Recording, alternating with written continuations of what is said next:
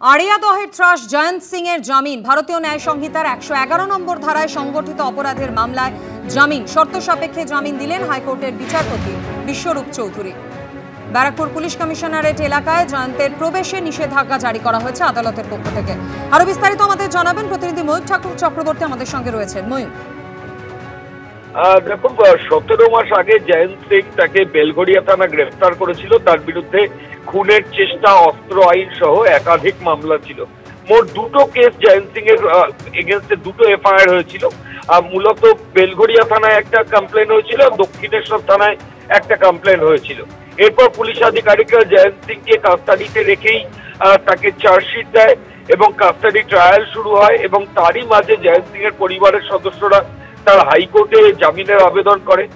যে খবর আমরা হাইকোর্টের সূত্র থেকে পাচ্ছি যে দুটো মামলা ছিল, তার মধ্যে দক্ষিণেশ্বরের যে মামলা আড়িয়াদহের জয়ন্ত সিং এর বিরুদ্ধে ছিল, সেই মামলায় আজকে হাইকোর্ট শর্ত সাপেক্ষে জয়ন্ত সিংকে জামিন দিয়েছে এবং হাইকোর্ট বলেছে যে কোনোভাবেই ব্যারাকপুর পুলিশ কমিশনারেট এরিয়াতে তাকে যাওয়া যাবে না এবং কোনো সাক্ষীকে আর সে কোনোভাবে প্রভাবিত করতে পারবে না। এই শর্ত সাপেক্ষে জামিন হলেও জয়ন্ত সিং বেরোতে পারছেন না সংশোধনাগার থেকে। তার কারণ বেলঘড়িয়া থানায় আরো একটি মামলা রয়েছে যেটার জামিন এখনো পর্যন্ত হয়নি। মহামান্য কলকাতা হাইকোর্টে আগামী 30 অক্টোবর এই বেলঘড়িয়া থানায় যে দায়ের হওয়া মামলা, যাতে খুনের চেষ্টা, অস্ত্র আইন যে সেকশন গুলো রয়েছে, তার শুনানি রয়েছে হাইকোর্টে। বেলঘড়িয়া থানায় জামিন হলে তবেই জয়ন্ত সিং পুরোপুরি বেরোতে পারবেন। আপাতত তাকে জেলের মধ্যেই থাকতে হচ্ছে। দক্ষিণেশ্বর থানার মামলাতে তিনি আজ হাইকোর্ট থেকে জামিন পেয়েছেন। ধন্যবাদ ময়ূর। আজ সকাল থেকেই পুর নিয়োগ দুর্নীতি মামলায় তল্লাশি অভিযান চালাচ্ছেন ইডির আধিকারিকরা। লেকটাউনে দমকল মন্ত্রী সুজিত বসুর রেস্তোরাঁর পর এবার নজর মন্ত্রীপুত্রর ধাবায়। গোলাঘাটায় দমকল মন্ত্রী সুজিত বসুর ছেলের ধাবায় পৌঁছে গিয়েছেন এনফোর্সমেন্ট ডিরেক্টরেটের আধিকারিকরা। এই বিষয় নিয়ে আরো বিস্তারিত আমাদের জানাবেন, সরাসরি আমাদের সঙ্গে রয়েছেন প্রতিনিধি সুকান্ত মুখোপাধ্যায়। সুকান্ত, এই মুহূর্তে কি আপডেটস জানাও আমাদের? দেখো, একেবারে সুজিত বসুর সল্টলেকের অফিস, সুজিত বসুর শ্রীভূমিতে যে রেস্টুরেন্ট রয়েছে সেখানে, তার পাশাপাশি সুজিত বসুর পরিবারের সদস্য অর্থাৎ তার ছেলে সমুদ্র বসুর যে রেস্টুরেন্ট রয়েছে বেঙ্গল ধাবা, যা গোলাঘাটার মধ্যে রয়েছে, সেই বেঙ্গল ধাবা একদম যে সার্ভিস রোড, উল্টোডাঙ্গা ব্রিজ থেকে নামার পর পাশে বাদিকে যে সার্ভিস রোড থাকে, সেই সার্ভিস রোডে এই যে বেঙ্গল ধাবা তুমি দেখতে পাচ্ছ, এখানে ওনারশিপ রয়েছে কিন্তু একেবারে সমুদ্র বোস, যিনি সুজিত বসুর ছেলে, তার নামের এই যে ধাবা, সেখানেও কিন্তু একযোগে এনফোর্সমেন্ট ডাইরেক্টরেটের তরফে হানা দেওয়া হচ্ছে। তোমাকে দেখাবো সেন্ট্রাল ফোর্সের যারা আধিকারিক রয়েছেন তারা ঠিক ধাবার সামনের যে মেন গেট রয়েছে সেখানে তারা দাঁড়িয়ে রয়েছেন। ভেতরে এই মুহূর্তে তল্লাশি অভিযান চালাচ্ছেন এনফোর্সমেন্ট ডাইরেক্টরেটের আধিকারিকেরা।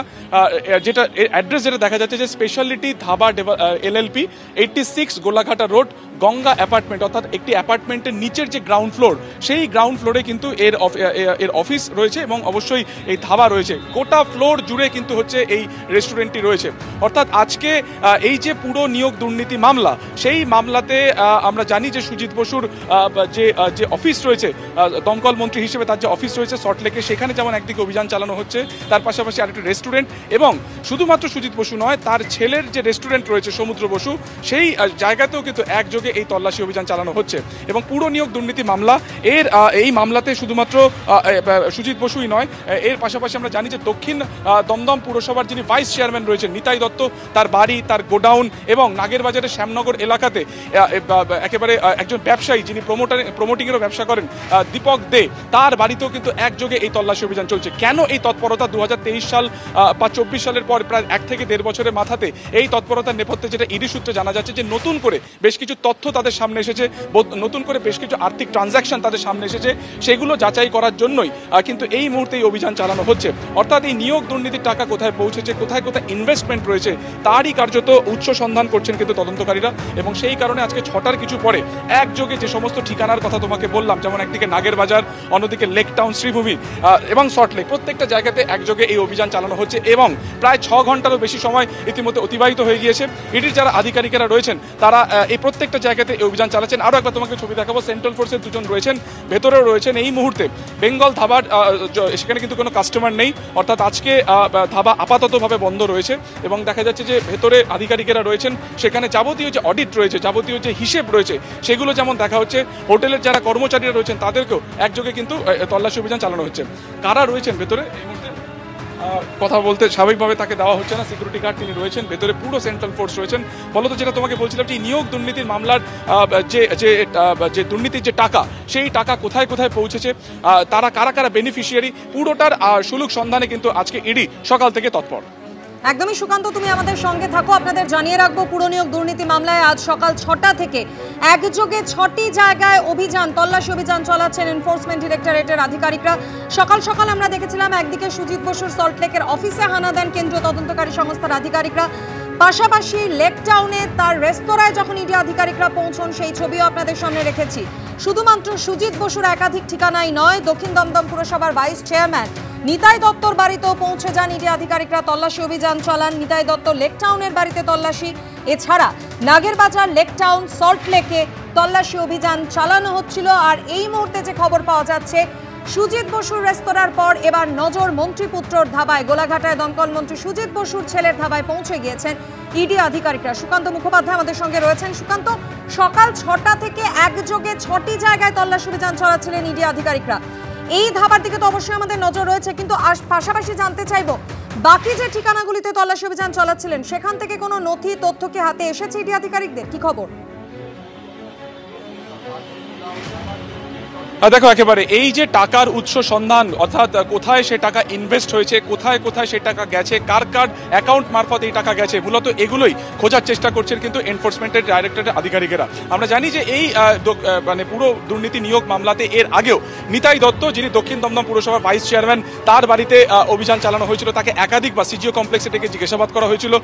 2024 সালের একদম শুরুর দিকে সুজিত বসুর বাড়িতেও দীর্ঘক্ষণ অভিযান চলে এবং তারপরে সুজিত বসু প্রেস কনফারেন্স করে বলেছিলেন যে কোনো নথিপত্র পাওয়া যায়নি। কিন্তু দেখা যাচ্ছে যে তারপরে 1 থেকে 1.5 বছরের মাথায় ফের আরো একবার কিন্তু তৎপর ইডি আধিকারিকেরা, এবং আজকে একযোগে যে সমস্ত ঠিকানা হানা দিয়েছে সবটাই কিন্তু দক্ষিণ দমদম পুরসভা রিলেটেড। অর্থাৎ দক্ষিণ দমদম পুরসভার এলাকার মধ্যে পড়ছে নাগেরবাজারের শ্যামনগর এলাকা। সেখানে দীপক দে, যে অন্যতম প্রমোটার কাম ব্যবসায়ী, তার বাড়িতে অভিযান চালানো হচ্ছে। কোথায় কোথায় সেই ব্যবসা তার রয়েছে, তার যে বার্ষিক আয়, তার সাথে তার যে সম্পত্তির পরিমাণ, সেটা খতিয়ে দেখা হচ্ছে, এবং তার কোথায় কোথায় ইনভেস্টমেন্ট রয়েছে সেই নথিপত্র বা ব্যাংক সংক্রান্ত নথিপত্র দেখা হচ্ছে। শুধুমাত্র তাই নয়, এই ক্ষেত্রে অর্থাৎ এই যে নতুন করে তৎপরতা, সেখান থেকে কিন্তু আরো একটা বিষয় নতুন করে সামনে আসে, সেটা হচ্ছে মন্ত্রী পুত্রের যে প্রপার্টি রয়েছে তার দিকেও কিন্তু ইডি আধিকারিকেরা নজর দিচ্ছেন। এবং তারই একটা উদাহরণ হচ্ছে এই যে বেঙ্গল ধাবা, অর্থাৎ যে অ্যাড্রেস তোমাকে দেখাচ্ছিলাম, যে 86 গোলাঘাটা রোড, গঙ্গা অ্যাপার্টমেন্টের ঠিক নিচের দিকে 2টি ফ্লোরে হচ্ছে তোমার রেস্টুরেন্ট রয়েছে। একেবারে গ্রাউন্ড ফ্লোর এটি সমুদ্র বোসের নামে রেজিস্টার্ড, তার ঠিক ওপরে অন্য একটি বার রয়েছে বা অন্য একটি পানশালা রয়েছে।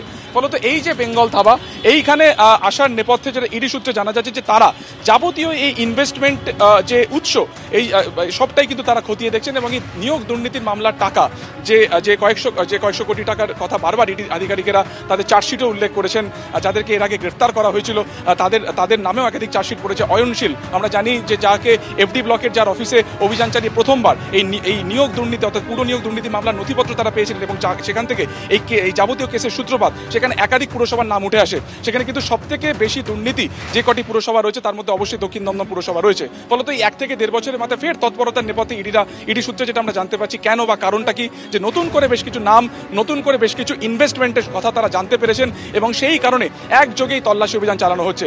আমরা এর আগে সুজিত বসুর বাড়িতে আমরা দেখেছিলাম ইডি আধিকারিকেরা গিয়েছিলেন, বা নিতাই দত্তকেও ডেকে জিজ্ঞাসাবাদ করা হয়েছিল, কিন্তু 2টি নাম কিন্তু এর আগে কখনো সামনে আসেনি যা এই ডেটে নতুন করে এসেছে।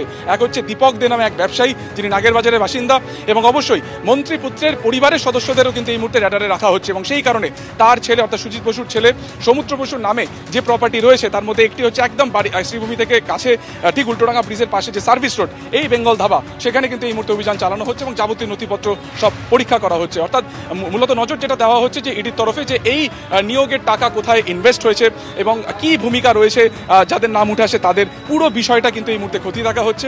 এবং সেন্ট্রাল ফোর্সের কড়া নজরদারি রয়েছে কিন্তু এই মুহূর্তে ঠিক যেখানে যেখানে অভিযান চলছে সেখানে, এবং 6 ঘন্টারও বেশি সময় পেরিয়ে গেছে। যে জায়গাতে এই পুরো নিয়োগ দুর্নীতি মামলাতে অভিযান চলছিল, প্রত্যেকটা জায়গাতে কিন্তু এখনো তৎপরতার সাথে এই অভিযানটি চলছে। এখন দেখার যে অভিযান আর কতক্ষণ চলে এবং নতুন করে কোনো তথ্য বা নাম উঠে আসে কিনা। একদমই সুকান্ত, 2024 সালের 12ই জানুয়ারি, তার 21 মাসের মাথায় ফের একবার ইডির নজরে মন্ত্রী সুজিত বসু এবং তার প্রাক্তন আত্মসহায়ক নিতাই দত্ত যেমন রয়েছেন, পাশাপাশি রয়েছে মন্ত্রী পুত্রের একাধিক সম্পত্তিও। এখনকার মতো ধন্যবাদ তোমার।